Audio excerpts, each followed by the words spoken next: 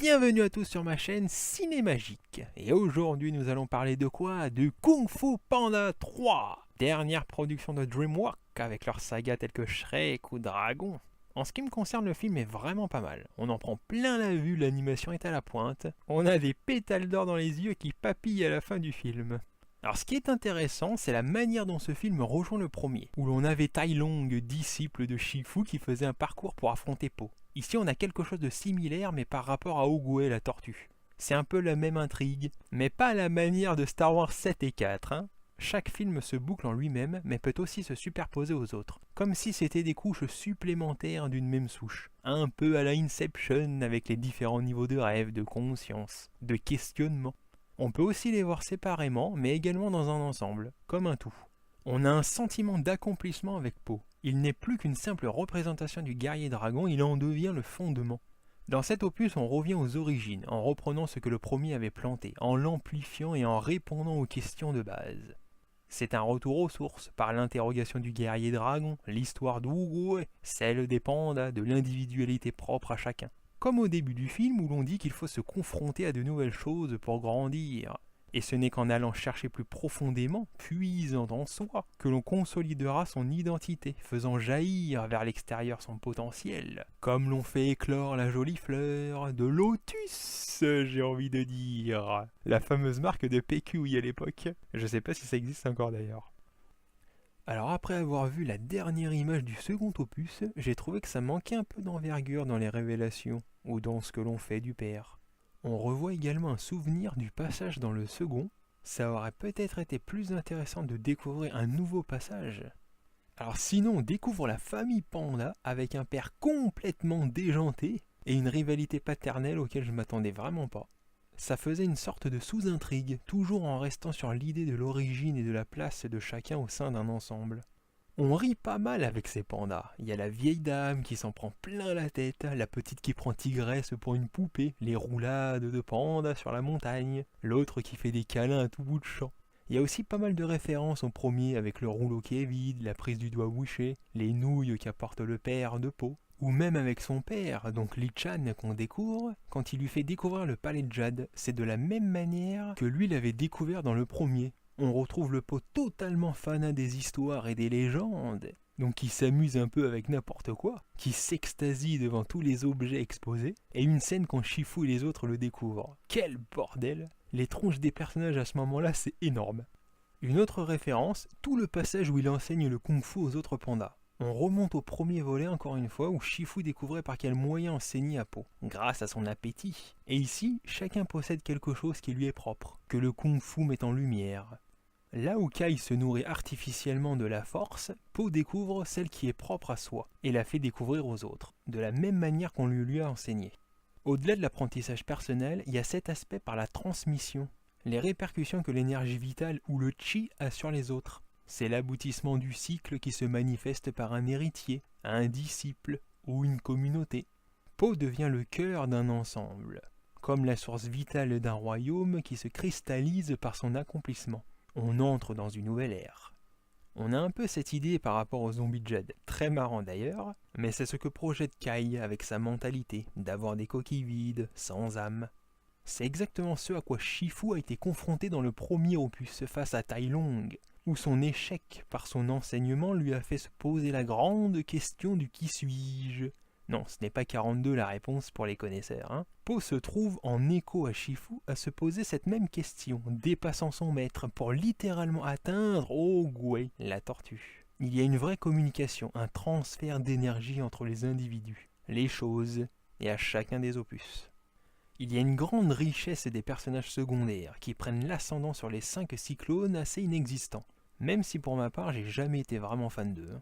C'est surtout Tigresse qui garde sa valeur, mais c'est parce qu'on a une notion du tigre et du dragon. C'est la fille du groupe, elle reste importante, elle possède vraiment quelque chose de particulier, mais qui n'est vraiment pas très développé. On sent une petite évolution, mais c'est vraiment subtil, sous-jacente. Elle n'est pas au premier plan. Ça aurait vraiment mérité quelque chose au cours des 3 opus, un long développement par l'intermédiaire de Po. Mais bon, peut-être dans les suivants. Alors le personnage de Kai, donc c'est l'antagoniste, je l'ai trouvé assez sans intérêt. Il n'a pas de charisme, pas d'ampleur par rapport à ce qu'il représente. Je n'attendais pas spécialement son affrontement, contrairement à celui avec Tai Lung dans le premier. Souvent on dit qu'une bonne histoire se retient par son méchant, et ici, c'est pas terrible. Outre son arme, qui est quand même pas trop mal, je pense pas qu'il marquera les esprits. Ouais, c'était un peu facile à faire. Il a néanmoins une grande prestance symbolique. Il prend le chi des autres comme pour combler son manque d'identité. Il se nourrit de l'énergie vitale des choses qui l'entourent. D'ailleurs, on joue pendant tout le film sur cette idée. À chaque fois qu'il arrive quelque part, on ne le connaît pas. Personne ne sait qui c'est. C'est assez drôle, mais ça reste totalement dans cette idée. Il n'a pas d'identité. Et c'est ça qui est pas mal dans l'opposition avec le père de Po, car il lui apprend à être ce qu'il est au final, un panda.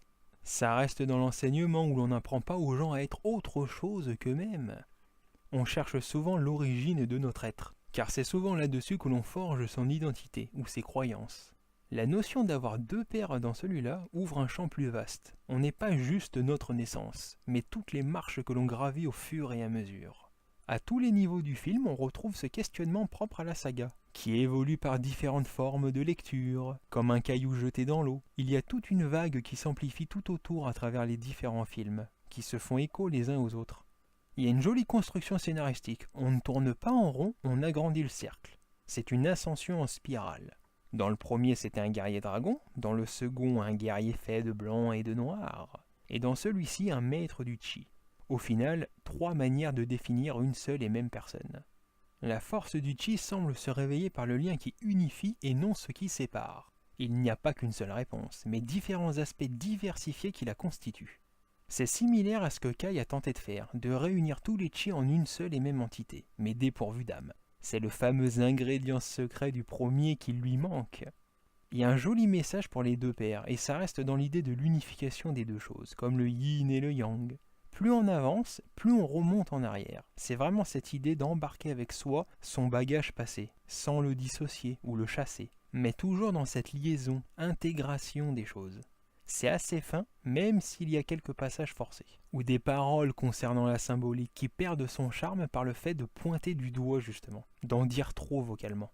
Alors visuellement, esthétiquement, c'est du grand art. Tout est démultiplié des précédents. En termes de possibilités, on sent que cela pourrait aller encore bien plus loin. Des nouveaux décors retranscrits de paysages chinois. On est toujours dans l'amélioration des paysages et des personnages par rapport à leur propre aboutissement dans l'histoire. Il y a plein d'effets d'image en rondeur qui unit les choses. On joue sur les couleurs, comme l'énergie en vert pour Kai et jaune pour Po. La mise en scène du combat final est vraiment excellente. Mélange de 2D, 3D. Elle a été pensée comme une toile de maître, ou comme si l'on pensait la scène, à partir d'une retranscription sur parchemin. Il y a beaucoup de créativité. Peut-être un peu court ce combat, mais pas pour ce que ça exprime au niveau de la thématique. Alors tous les films ont une ouverture particulière. Un rêve, un souvenir pour le second.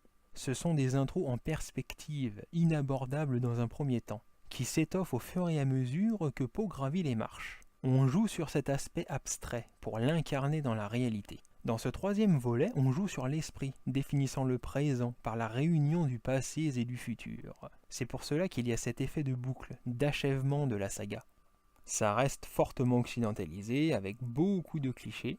C'est plus comment est perçue l'Asie pour nous, sans vraiment la définir. Mais c'est le thème même de Kung Fu Panda, non seulement par l'histoire de Po, mais également pour le spectateur, qui par son intermédiaire aborde ce qu'est le Kung Fu, dont on tente d'approfondir sa signification de film en film, tout en restant dans un cadre occidentalisé. C'est la distinction entre l'idée que l'on a d'une chose et la chose en elle-même. Et bah c'est déjà pas si mal, et ça reste vachement bien fait. Le kung-fu n'est pas seulement des coups de pieds et des coups de poing, comme le dit si bien Shifu dans une scène très amusante. C'est un véritable apprentissage, un perfectionnement qui passe par des mouvements, n'ayant pas pour adversaire d'autres personnes que soi-même. Ça va dans le sens du combat contre l'esprit. Kai, le domaine physique ne suffit plus. Comme pour la prise wuxie de Po, la fameuse technique du doigt, ça ne fonctionne plus. C'est en parfaite cohésion avec ce qui constitue l'identité, qui n'est pas des objets, un palais ou une statue, mais bien l'énergie interne propre à chacun. Il n'y a pas de forme prédéfinie ou de limite. Même sans le kung-fu pratiqué, tout le monde possède en lui les ressources nécessaires pour le développer. On le montre très bien avec la famille Panda. D'ailleurs, ce qui est vraiment très drôle, c'est la manière dont le découvre Po à chaque fois. Sur une interrogation posée au début de l'histoire, Après on part dans tous les sens, et là-dedans, sans trop savoir comment, Poe découvre par hasard presque la nature de son interrogation. On montre que par des choses simples, assez banales au final, se trouve l'essence de ce que sont ou deviendront les grandes choses accomplies. Alors c'est vrai que Poe a toujours les mêmes tics. Sachant ce qu'il a accompli, on ne devrait plus avoir à douter de lui. Ça devrait être un personnage charismatique, reconnu aux yeux de tous. Mais encore, c'est pas gênant. L'essence du personnage transparaît au travers de chacune de ses étapes, sans qu'il ne perde son identité. Les transformations se font à l'intérieur. Du coup, en extérieur, c'est le même gros panda que l'on adore. Ce personnage est juste hors norme. Toujours de bonne humeur, prêt à partir à l'aventure. Il a un dynamisme qui lui donne toujours cet élan de vivre des choses. Il n'est pas paralysé par le côté intellectuel. On retrouve ce genre de héros dans les vieux animes japonais, comme dans Dragon Ball, Sailor Moon, Ranma 1/2, Olive et Tom, etc. Ce côté naïf décalé par rapport à la réalité. Simplet, mais qui parvient à s'imposer. Même si l'on ne comprend pas tout, ça n'empêche pas d'être et de pouvoir atteindre un haut niveau de conscience. Il y a un vrai thème sur la volonté personnelle, permettant d'accomplir ce qu'aucun autre ne pouvait. Et pour le coup, ce sont les autres personnes, bien plus intelligentes, qui ne comprenaient plus rien. À travers les expériences et les difficultés, il n'est pas facile de rester simple et de sourire comme au premier jour. Ça rend le personnage de Poe assez unique. Alors le gros du film, c'est vraiment son humour, qui se trouve quasiment à chaque séquence. Un peu moins n'aurait pas diminué l'intérêt, ni même le charme de la série. Ça manque d'intensité, d'émotion parfois. Il y avait vraiment moyen de dramatiser, surtout par la dimension que ça prend. La musique de plus n'est pas très inspirée. On reprend un thème émotif que l'on connaît, mais ça ne suffit pas. On peut avoir l'impression par moments que l'on remplit un cahier des charges industriel. Et d'autres moments où l'on se dit que le film est d'abord pensé, et ensuite qu'on a la forme qui le compose. Il y a un certain côté poétique. Mais le contenu en lui-même est bien plus précieux que les scènes d'émotion. Donc voilà, je pense qu'on va s'arrêter là, même s'il y a vraiment pas mal de choses à dire, hein, mais comme le dit Poe, tu jacasses!